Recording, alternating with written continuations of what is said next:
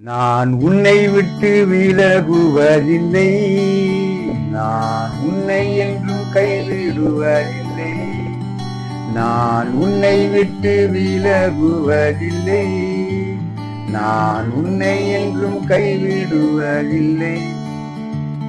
நான் உன்னை காண்கின்ற தேவன், உன்னை கண்மணி போல் நான் காப்பேன்.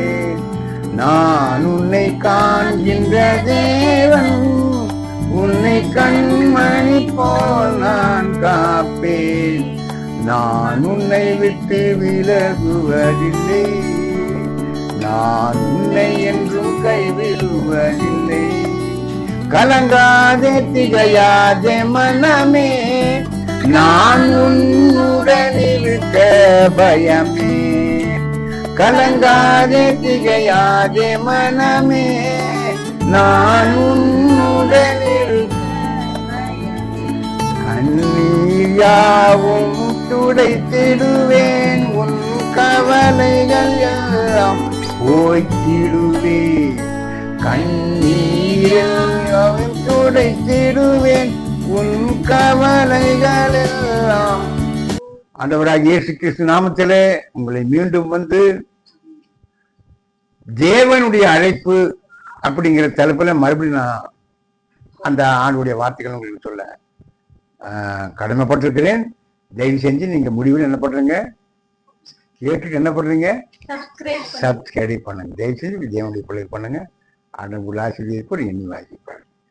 அப்போ நம்ம ஆண்டவர் கூட சேர்ந்து ஆண்டவருடைய அபிஷேகத்தை பெற்று அவருடைய ஊழியத்தை செஞ்சு அவருக்கு பிள்ளைகளா இருக்கிறதா இருந்தா முதல்ல என்ன வேணும், நமக்குள்ள ஒரு விசுவாசம் வேணும். எபிரேயர் புஸ்தகத்துல ஒரு வசனம் இருக்குது 11:6. விசுவாசம் இல்லாமல் தேவனுக்கு பிரியமாய் இருப்பது கூடாத காரியம். ஏனென்றால் தேவனிடத்தில் சேருகிறவர், நல்ல பாருங்க, தேவனிடத்தில் சேருகிறவர் யார் உண்டென்றும் இயேசு சாமி உயிரோடு இருக்கிறாரு, நமக்காக செத்தாரு, மறுபடியும் என்ன பண்ணாரு, உயிரோட அவர் 3 நாள் குளிர்ந்து எந்திரிச்சிருக்காரு, மறுபடியும் நம்ம கூட இருக்காரு, முன்னையும் இருக்காரு, இப்பவும் இருக்காரு, எப்பவும் இருக்கிறாருன்னு சொல்லி ஒரு விசுவாசத்துக்கு இருக்கும். அல்லேலூயா, அல்லேலூயா. அப்ப சபைக்கு நம்ம ஞாயிற்றுக்கிழமை வரும்போது எப்படி நினைச்சு வரணும், இன்னைக்கு ஆண்டவர் நமக்கு ஏதாவது ஒரு தரிசனத்தை கொடுப்பாரு, ஏதாவது ஒரு சொப்பனத்தை கொடுப்பாரு, ஏதாவது ஒரு வரங்களை கொடுப்பாரு, ஏதாவது நமக்கு ஒரு ஏதாவது ஒரு விசுவாசத்தை நமக்கு கொடுப்பாரு அப்படின்னு ஒரு நம்பிக்கையோட நம்ம வரணும். இத்தனை நாள் ஜெபம் பண்ண தலைவலி நீங்கள, இன்னைக்கு ஞாயிற்றுக்கிழமை நான் போறேன், ஆண்டவர் என்ன பண்ணுவோம், நமக்கு அற்புதம் செய்வார். விசுவாசமா வந்தாதான் எந்த காரியமும் நடக்கும். இப்ப அது பார்க்கும்போது நம்முடைய ஆபிரகாமுடைய கல்வியை நம்ம பார்க்கிறோம். இப்ப அத்தனை காலமா வந்து அவரை கூப்பிட்டு அத்தனை காலமா வந்து ஆண்டவரை அடிக்கடிக்கு சொல்லுவாரு, ஆபிரகாமே பயப்படாதே பயப்படாதே பயப்படாதே பயப்படாதே. ஆண்டவரோட முகமுகமா பேசினவனுக்கு எத்தனை வருஷமா குழந்தை இல்லை, 100 வருஷமா குழந்தைகளே இல்லை. அந்த 100 வருஷத்துக்கு பிறகு அவருக்கு தெரியும், யாருக்கு தெரியும், ஆபிரகாமுக்கு ஆண்டவர் கல்லுகள் மூலமாக மண்ணு மூலியமாக மனுஷனை உண்டு பண்ணுவாரு, பிள்ளைகளை கொடுப்பாருன்னு யாருக்கு தெரியும், ஆபிரகாமுக்கு. அந்த விசுவாசம் யாருக்குமே கிடையாது. அதை சொல்றேன். நம்மளுக்கு என்ன பண்றோம்னா, ஒரு சின்ன பிரச்சனை வரும்போது, ஒரு ஒரு ஒரு ஒரு ஒரு பிரச்சனை, ஒரு ஒரு சங்கடம், ஒரு வியாதி, ஒரு ரோகம் வரும்போது நாமளே என்ன பண்றோம், மறந்துடுறோம், இயேசு சாமியை விட்டுடுறோம். ஆனா அந்த காலத்துல என்ன பண்றாரு, நம்ம அந்த மத்தியை வந்து 8ஆம் அதிகாரத்துல பார்க்கவே இல்லை, எடுக்க வேண்டாம். 8ஆம் அதிகாரத்துல அவன் வந்து சொல்றான், ஒரு பெரிய கோரிக்கை போறான், நீங்க வரான், அவன் வேலைக்கார சொல்றேன்னு யாருக்கிட்ட வர்ற, அப்படி ஆண்டவர்கிட்ட.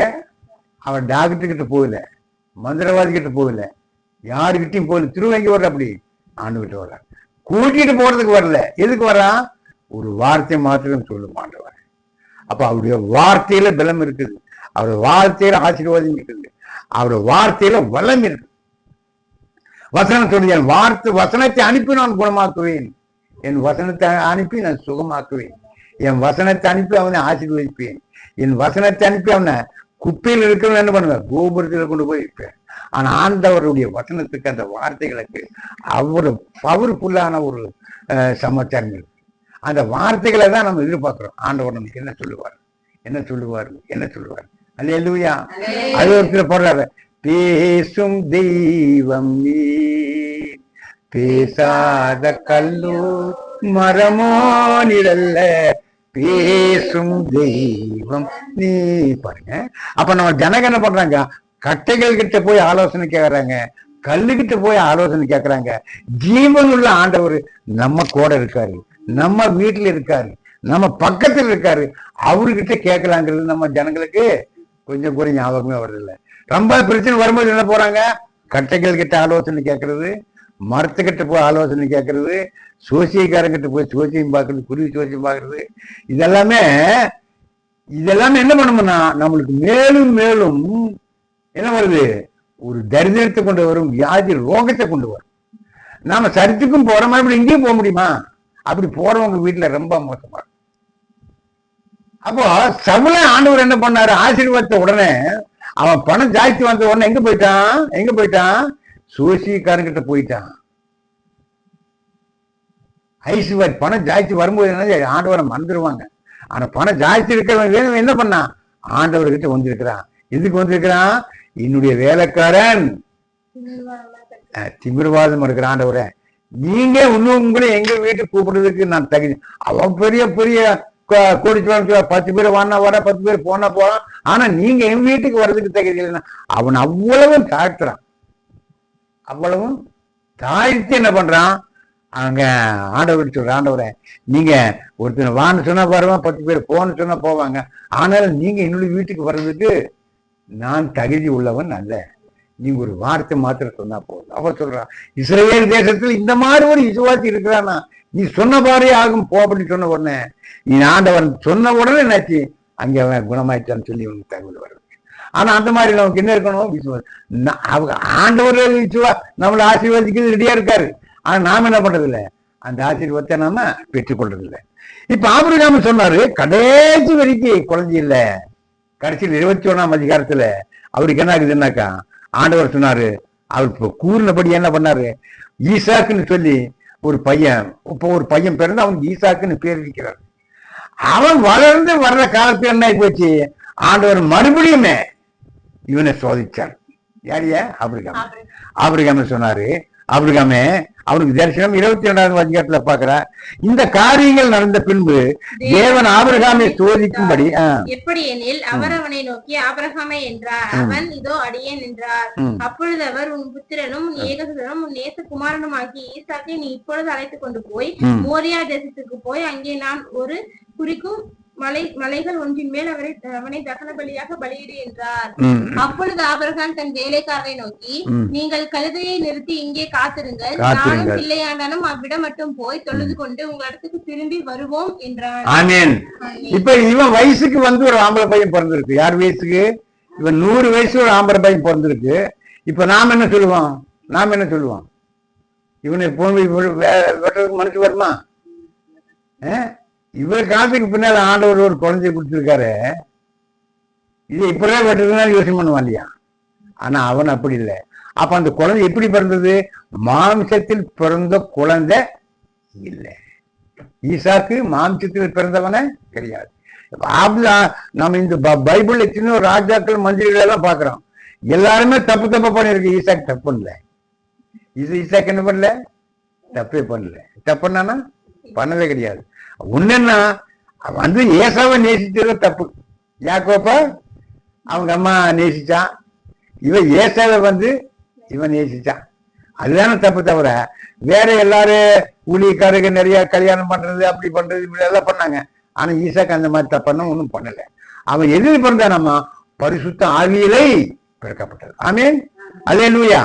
இப்போ அவன் அதெல்லாம் பார்க்கல. ஆண்டவர் சொன்ன உடனே ஆண்டவருடைய வார்த்தைக்கு கீழ்பட்டு என்ன பண்றான், கொடுப்பான். 3 நாள் பிரயாணத்துல போறான்.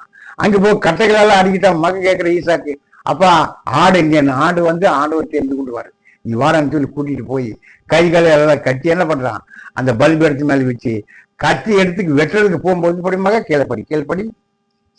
பின்பு ஆபிரகாம் தன் குமாரனை வெட்டும்படி தன் கையை நீட்டி கத்தியை எடுத்தான். அப்பொழுது கர்த்தருடைய தூதனானவர் வானத்திலிருந்து ஆபிரகாமே ஆபிரகாமே என்று கூப்பிட்டார். அவன் இதோ அடியேன் என்றான்.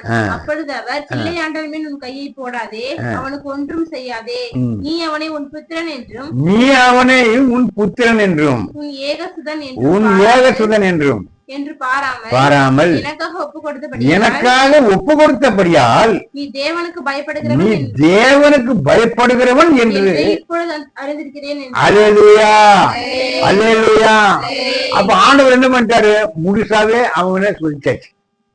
என்ன இல்ல, முழுசாவே சொல்லிச்சாச்சு. அப்ப என்ன போச்சு? அந்த தேசத்துல ஆபிரகாமுடைய வாரிசுகள் பூராமே இந்நாள் வரைக்கும் நம்ம யாருடைய வாரிசுகள்?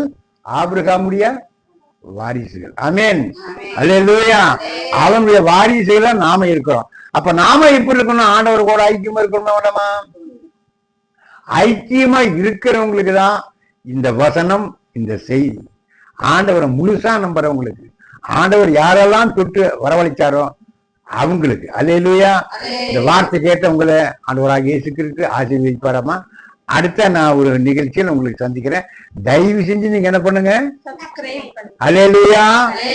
ஆண்டவர் உங்களை ஆசீர்வதிப்பாரா.